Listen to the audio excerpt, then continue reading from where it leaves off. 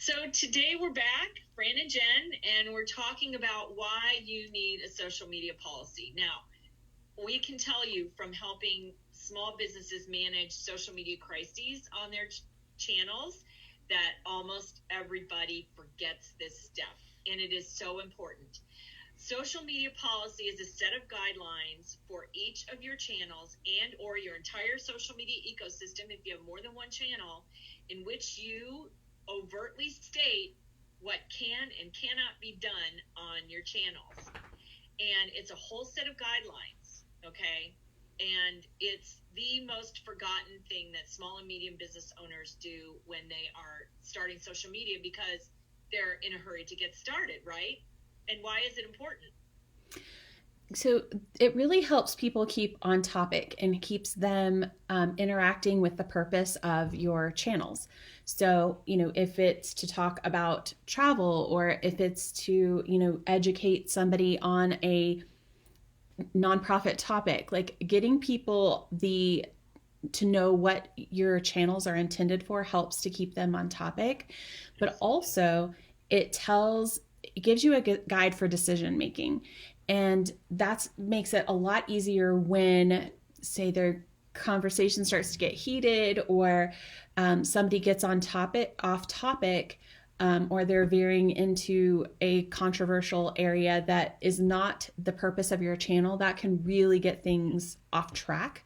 And so not only does it tell people how to act and what you're expecting on your page and the purpose of it, so it helps head some of that off when you do have that inevitable dust up. It gives you that guideline on what to do. Can you ban that person? Are you going to hide that comment? Are you going to delete it? Do you give people 3 warnings?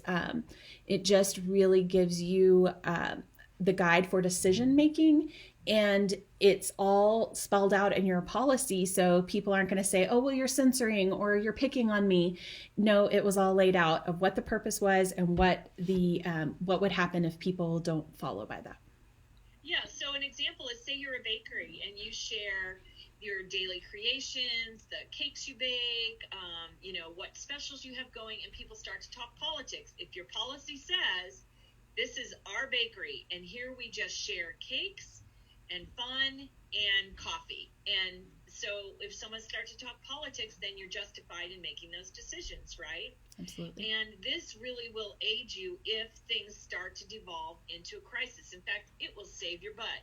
It will save your bacon, because there are many times that we have come in to help a business work through a crisis, and they had no social media policy. So when people started saying rude things, swearing, calling people names, or making accusations, they didn't really have the framework to make the decisions about removing those people from their channels. And honestly, social media is not a democracy. It's an opt-in, and every business can curate the conversation they want to make. So we talk about this in our online course, Mastering Your Brand on Social Media. We talk to you about how to make a social media policy, and what it means and how to do it. So, check it out. We can help you make your policy work for you tomorrow, today, next week.